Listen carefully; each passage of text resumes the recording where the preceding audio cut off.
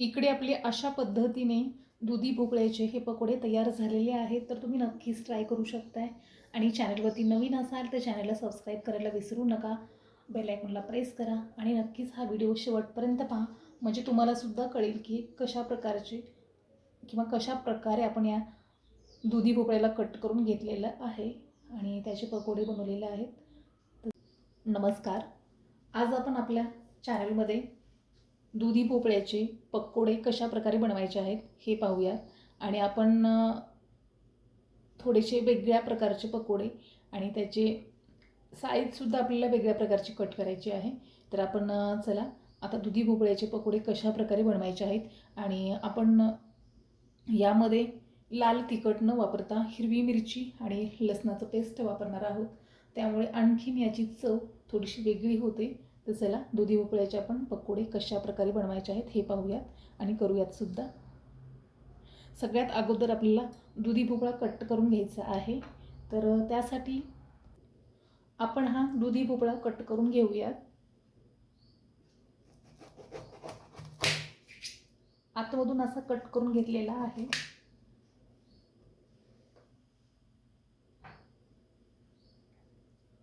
अशा प्रकारे. आणि आता यावरच आपल्याला थोडंसं साल्ट काढून घ्यायचं आहे. जेवढं शक्य आहे तेवढंच तुम्ही साल्ट काढून घ्या, जास्तीचं काहीच काढायचं नाही.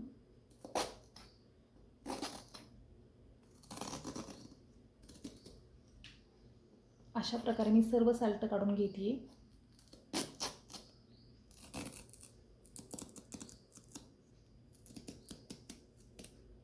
हे पाहू शकताय. इकडे आपलं हे सर्व प्रकारचं साल्ट काढून घेतलेलं आहे, पाहू शकताय. आता आपल्याला कट करायचं आहे आणि आपण कट करण्याची सुद्धा आपली वेगळी पद्धत आहे, कारण वेगळ्या पद्धतीनेच आपल्याला पकोडेसुद्धा बनवायचे आहेत. तर चला आता आणखीन याला कट करून घेऊया. आपल्याला इकडे दुधी भोपळा कट करून घ्यायचा आहे आणि तो सुद्धा आपल्याला गोल शेपमध्ये अगदी आपल्याला चिप्स सारखा कट करून घ्यायचं आहे. अशा पद्धतीने पाहू शकता. आणि याचं आतमधलं हे पूर्ण असं काढून घ्यायचं आहे. इकडे आपल्याला असा दुधी भोपळा कट करून घ्यायचा आहे आणि आतमधलं पूर्ण बी सुद्धा काढून घ्यायचं आहे. पाहू शकताय. अगदी आपल्याला छान असा शेप द्यायचा आहे या कापला.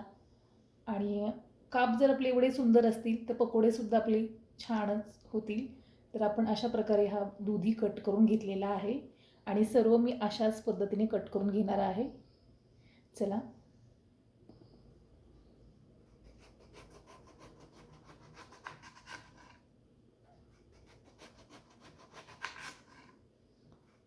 अशा प्रकारे आपण सर्व भोपळा कट करून घेतलेला आहे, पाहू शकताय. आता आपल्याला यामधल्या बियासुद्धा काढून घ्यायच्या आहेत.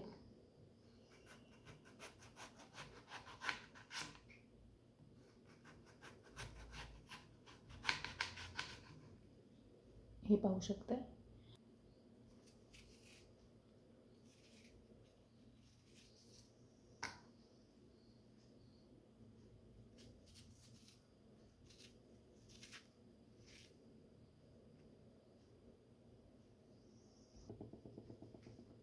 अशा पद्धतीने आपण काढून घेतलेलं आहे. आतमधलं बी सुद्धा काढून घेतले, पाहू शकताय.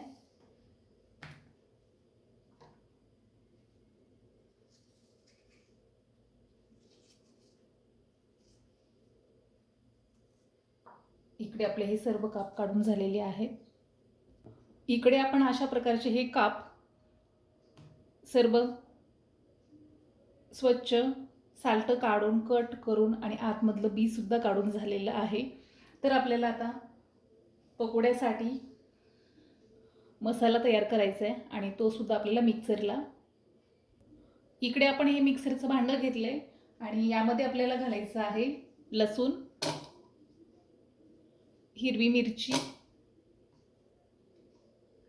खूप सारी कोथिंबीर. हे छानपैकी मिक्सरला काढून घ्यायचं आहे आपल्याला अगदी बारीक.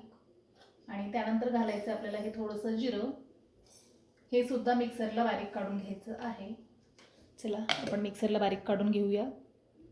इकडे हा मसाला आपला मिक्सरला बारीक काढून झालेला आहे, पाहू शकताय. अशा प्रकारे आपल्याला जास्तीचा बारीक आणि जास्ती असा मोठा सुद्धा ठेवायचा नाही, मीडियम साईजमध्ये हा बारीक करून घेतलेला आहे. इकडे आपण आता बेसन पीठ तयार करूयात. तर हे बेसन पीठ घेतलं आपण 1 वाटी. हा मिक्सरला काढलेला पूर्ण बारीक झालेला मसाला हा सुद्धा घालायचा आहे आपल्याला.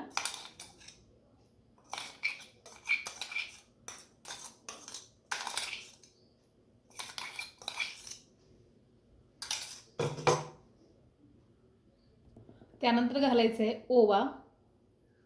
ओवा आपल्याला अगदी थोडासा घ्यायचा आहे. चवीनुसार मीठ. त्यानंतर घालायचं आहे आपल्याला हळदी पावडर. आता हे पीठ आपल्याला मिक्स करून घ्यायचं आहे आणि यामध्ये पाणी घालायचं आहे. पाणी अगदी एकदम घालायचं नाही, हळूवारपणे घाला, म्हणजे जास्तीचं पातळसुद्धा आपल्याला हे पीठ बनवायचं नाही. आता आपण पाणी घालूयात. हे पीठ छानपैकी असं मिक्स करा, म्हणजे यामध्ये गाठी निर्माण होणार नाही. आणखीन आपल्याला पाण्याची आवश्यकता आहे, तर आणखीन याला थोडंसं पाणी घालूयात. एकदाच पाणी घालायचं नाही, जसं लागेल त्या प्रकारे तुम्ही पाणी घालू शकताय. असं हे हळूवारपणे तुम्ही मिश्रण छान मिक्स करून घ्या, म्हणजे आपल्या त्या दुधी भोपळ्याला सुद्धा छान असं कोट झालं पाहिजे. आणखीन याला थोडंसं पाण्याची आवश्यकता आहे, तर मी आणखीन थोडंसं पाणी घालते. पाहू शकताय, अगदी मी तुम्हाला जवळून सुद्धा दाखवत आहे की तुम्ही एकदम जास्तीचं पाणी घालू नका. ज्या प्रकारे लागन त्या प्रकारे थोडंसं पाणी घालूनच हे आपल्याला तयार करायचं आहे. आणि ते आपले दुधी भोपळ्याला सुद्धा छानपैकी कोट झालं पाहिजे. थोडं याला फास्टली फिरवत राहा, म्हणजे छान प्रकारे याच्या गाठी निर्माण होणार नाहीत आणि छान प्रकारे हे बेसन पीठ आपलं तयार होईल. पाहू शकता, अशा प्रकारचं आपण हे बेसन पीठ तयार केलेलं आहे. तर आता आपण यामध्ये दुधी भोपळ्याचे काप घालायचे आणि छानपैकी पकोडे तयार करायचे. चला आता आपण पकोडे बनवूयात. तर त्यासाठी आपण इकडे गॅसवरती कढाई ठेवली आहे. गॅस आपण ऑन करूयात.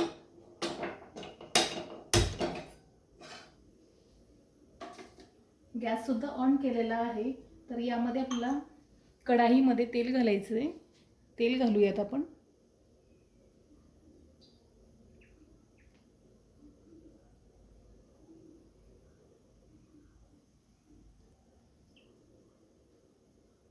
तेल घालून झालेलं आहे. अशा पद्धतीने आपण तेलसुद्धा घालून घेतले. आता हे तेल आपल्याला गरम होऊ द्यायचे आणि त्यामध्ये आपल्याला दुधी भोपळ्याचे हे पकोडे तळून घ्यायचे आहेत. आपण यामध्ये पकोडे तळून घेऊयात. आणि पकोडे तळत असताना पाहू शकता पीठसुद्धा आपलं अगदी छान तयार झालेलं आहे. तर आपल्याला हा दुधी भोपळ्याचा काप घ्यायचा आहे आणि यामध्ये बुडवून घ्यायचं आहे अशा प्रकारे, पाहू शकते. आणि हा आता आपल्याला तेलामध्ये घालायचा आहे.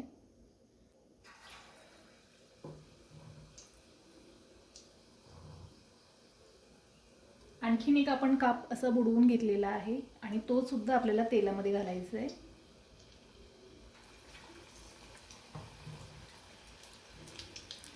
असे सर्वच काप आपल्याला बुडवून घ्यायचे आहेत आणि तेलामध्ये घालायचे आहेत. तुमची कढाई मोठी जर असेल तर जेवढे बसतील तेवढेच घाला तुम्ही, आणि छोटी जरी असेल तरी जेवढे बसतील तेवढेच घाला.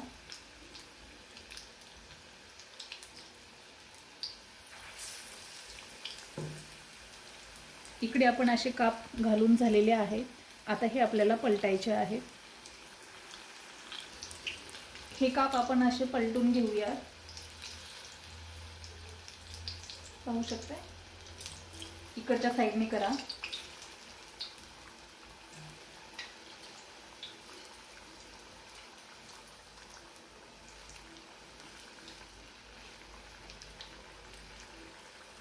सर्व काप आपण पलटून घेतलेले आहेत. अगदी तुम्ही जवळून सुद्धा पाहू शकताय. अशा प्रकारचे आपण काप हे पलटून घेतलेले आहेत आणि याला छान प्रकारे असं कुरकुरीत तळून घ्यायचंय. पकोडे तळत असताना आपल्याला गॅस हा स्लो ठेवायचा आहे, अगदी स्लो, म्हणजे छानपैकी हे आपले भोपळ्याचे काप आतमधून फ्रायसुद्धा होतील आणि पकोडेसुद्धा आपले असे कुरकुरीत होतील. आणखीन एकदा या कापला आपण असं पलटूया.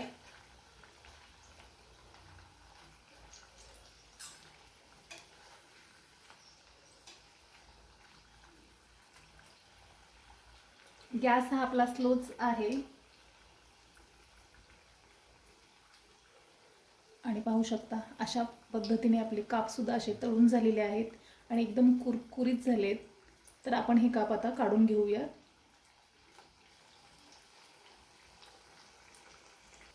आपण आता हे काप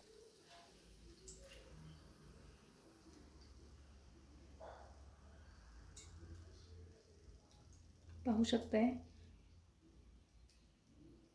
हे तेल थोडंसं निथळून घ्यायचं आणि असे काप आपण काढून घेतलेले आहेत.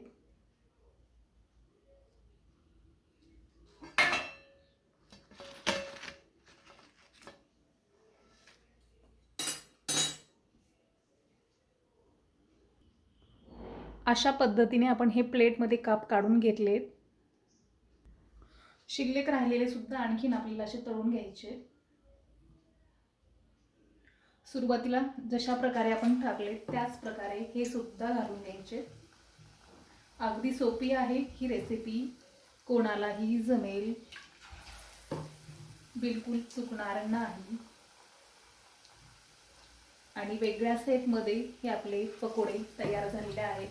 तर हे कोणाला पण आवडू शकताय. आणखीन आपण हे शिल्लक राहिलेले सुद्धा तळून घेत आहोत. आता आपल्याला हे सुद्धा पलटून घ्यायचे.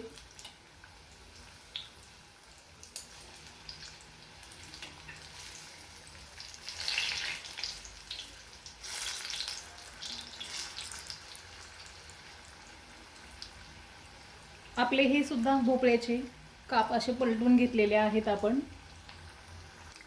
हे सुद्धा पकोडे आपले तळून झालेले आहेत, अगदी कुरकुरीत. तर आपण हे काढून घेऊयात. एक मी तुम्हाला उचलून दाखवते. अगदी छान असा कुरकुरीत तळून सुद्धा झालेला आहे, पाहू शकताय. आता याचं आपल्याला तेल निथळून घ्यायचं आणि हा सुद्धा पकोडा आपल्याला प्लेटमध्ये काढून घ्यायचा आहे. इकडे आपण अशा पद्धतीने हे पकोडे आपले काढून घेतलेले आहेत, पाहू शकताय.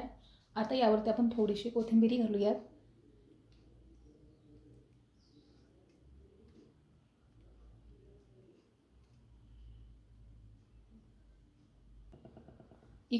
इकडे हा सॉस ठेवत आहोत, पाहू शकताय. अशा पद्धतीने आपले हे दुधी भोपळ्याचे पकोडे तयार झालेले आहेत. तर नक्कीच ट्राय करू शकताय.